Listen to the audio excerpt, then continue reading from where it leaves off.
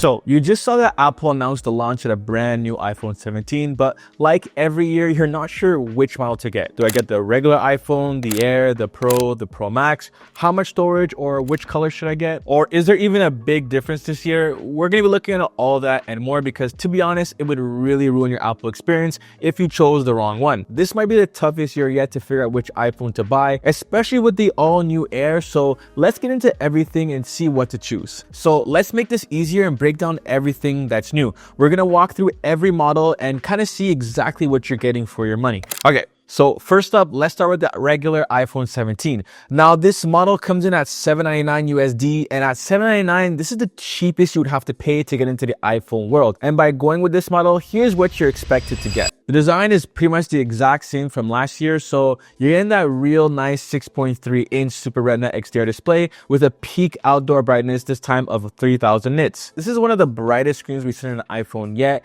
It is actually so key because there's nothing better than being able to see your phone display clearly. This is something that the Google Pixel 10 Pro had that I really liked, and it's really cool that it's available with the base iPhone 17. This year you get the brand new A19 chip, which is great because you won't have to worry about all the new updates with Apple Intelligence. Your phone will be ready to take on all these new updates and more for the future. Still haven't heard anything groundbreaking for Apple Intelligence though, but hopefully there are some updates soon. But here's one thing that I honestly just found out about and understood: ProMotion.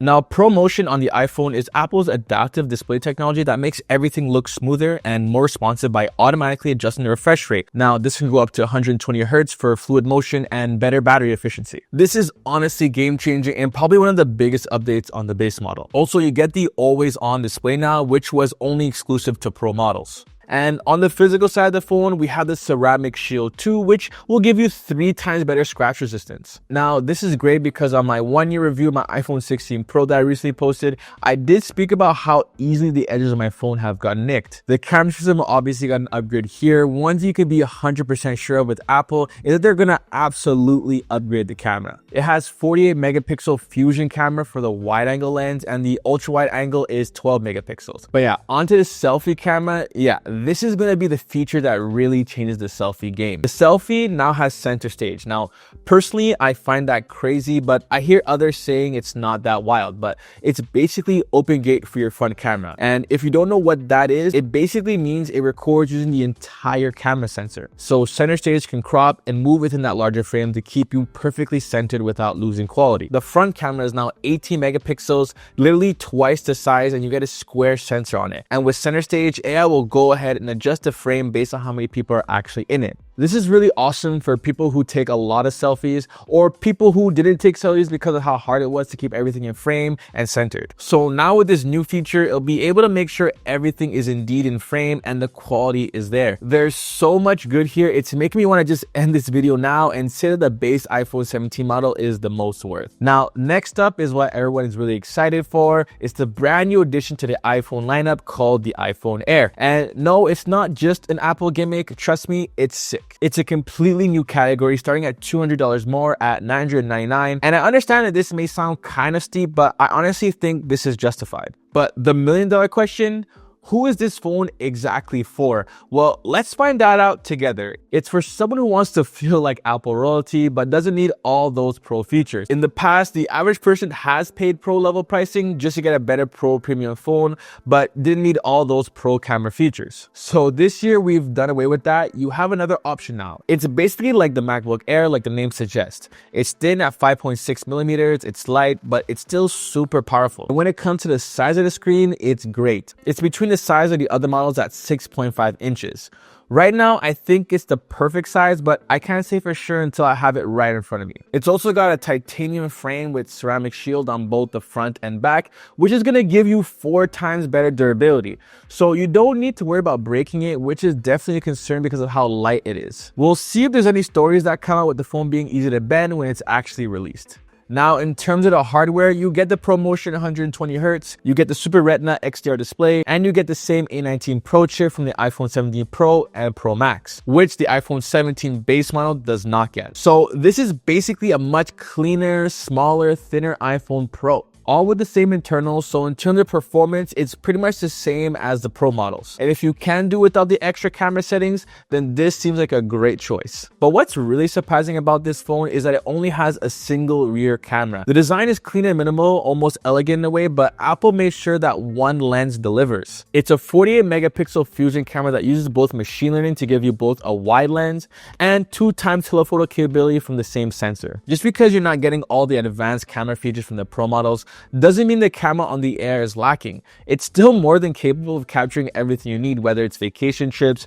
travel memories, or everyday moments. Plus, you're getting that 18 megapixel center stage front camera, which is great for things like dual capture. So you can film what's in front of you and your reaction at the same time, which is pretty cool. Sure, Android phones have had this feature for a while, but it's nice to see Apple finally bringing it natively to their devices. Now, one thing I might want to call BS on is the battery life. Obviously, this is something that I would need to test out for myself. So Apple did say that it's got an all-day battery life. From what I read, the iPhone Air has 3,149 milliamp per hour battery life, and you have the option to buy a special Apple design battery pack that's super thin, that's specifically designed for the Air. But the fact that they had to come up with this extra thing for the battery makes me think that the battery life won't be all that great. It's like a pre-apology that the battery may be trash. I don't know, we'll see. So yeah, it really fits the vibe for the audience Apple's aiming at with the Air. If you want something fresh and minimal, the iPhone Air is definitely worth a look. But just keep in mind, it's eSIM only. The upside, that space where a physical SIM will go, is now used to squeeze in a bit more battery life. And of course, it also comes in some stunning colors. And when it comes to colors, well, let's talk about the phone that has all the colors that's got everyone tripping out. This is the iPhone 17 Pro. So who would actually consider getting this phone? Coming in at $1,099, which is just about $100 more than the Air. What do we get from this phone? First off, this is a complete redesign, which I've been personally waiting for a long time. It's got a nice aluminum unibody construction design. It's no longer titanium or with two different sections too. This thing looks gorgeous. Now with this new design, also comes with some nice thermal resistance. Now you won't have to complain about the phone heating up and literally melting your hands. Apple's actually designed an entire new vapor chamber for heat management. They claim it's going to give you 20 times better thermal connectivity and 40% better sustained performance. So if you're someone who pushes your phone hard or you love to game and you game a lot on your phone, this thing is actually going to be very good for you. Now with the iPhone 17 Pro, the screen size is at 6.3 inches. I've been using the iPhone 16 Pro with its 6.3 inch display for the past year, and honestly, it feels like the perfect size. With the super thin bezels, you're still getting that smooth 120 Hz ProMotion display, along with all the premium screen features you've come to expect from the Pro lineup. The big upgrade though this year is that all three lenses are now 48 megapixel fusion cameras. For me, I use my phone a lot for YouTube Shorts, Instagram, TikTok, and especially when I'm traveling. And I'll be honest, before this update, switching from the main 48 megapixel camera to the ultra wide or telephoto always felt like a downgrade. You'd lose light, detail, and overall quality. Now having all three cameras at the same level means a big improvement for creators like me. You also get 4 times and 8 times optical zoom when combined with digital zoom. And this thing is like having 8 different lenses in your pocket. So I think this is going to be great for people who like to take photos and videos with their iPhone. And for all the tryhards trying to take videos seriously on their iPhone like myself, you're getting ProRes RAW capture. I'm really curious to see how much the dynamic range has actually improved on these iPhones and what people are able to create with the increased depth here. All right, so let's talk about battery life. First, because this year Apple is saying it's the best we've ever seen on an iPhone. That's thanks to the new thermal system and the efficiency of the A19 Pro chip. And with the improved ceramic shield on the front and back, this thing should handle scratches and drops way better than before. Honestly, I'm hoping that means my phone will actually survive a full year without looking beat up for once. Now, let's go on and talk about the bigger brother of the iPhone 17 Pro, the 17 Pro Max. And here's something new this year. The price between the Pro and the Pro Max isn't $200 anymore.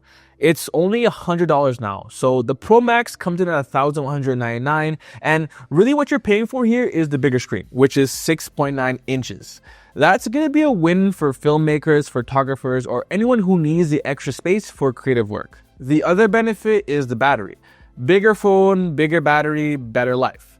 Simple as that. But apart from screen size and battery, there's nothing separating the Pro from the Pro Max this year. No exclusive camera features, no secret performance boosts. It's literally just pick the size you want. Now, storage is the one thing you really need to think about carefully. This year, both the iPhone 17 and the iPhone Air start at 256 gigabytes, which is more than enough for most people. But if you're going pro and you plan on shooting ProRes videos or anything heavy, that base storage can be taken up quick. Personally, I'd say 512 gigabytes is the sweet spot.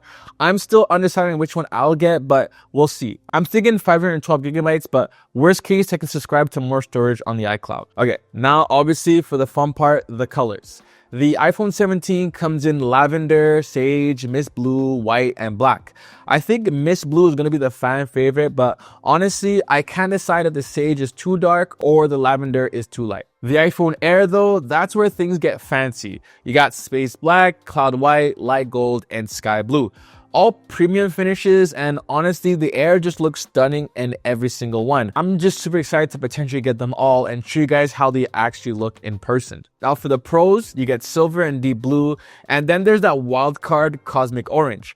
It's bold, it's different, and I can't decide if I love it or hate it, but it definitely makes a statement. So here's my conclusion. The iPhone 17 this year, incredible value. You're getting ProMotion on the base model, always on display, a 48 megapixel main camera, center stage and a front camera, 256 gigabyte storage by default, and that A19 chip.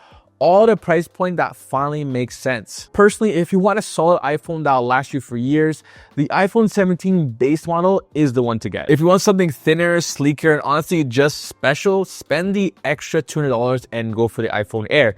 The design alone makes it feel like a completely different experience. Personally, for me, I would maybe write this one off. I think it's a gamble. I'm not sure who exactly this is for, but if you want to feel luxurious, then I think this is the one. If you're serious about video and content creation, if words like ProRes RAW, Apple Log, and vapor chamber cooling mean something for you, then the Pro models are just for you. Me though, I think I'm going to go with the iPhone 17 Pro Max this year, likely 512 gigabytes of storage, because I know I can't survive with just 256. I feel like I have to get the orange for the vibes and the green case, so it's like Master Chief, but we'll see. Navy blue is looking clean, and blue is my favorite color, so we're going to see about that. So make sure you're subscribed to the channel to see what I get, and also get an unboxing and first impressions on it. Cheers, and I'll catch you guys in the next one.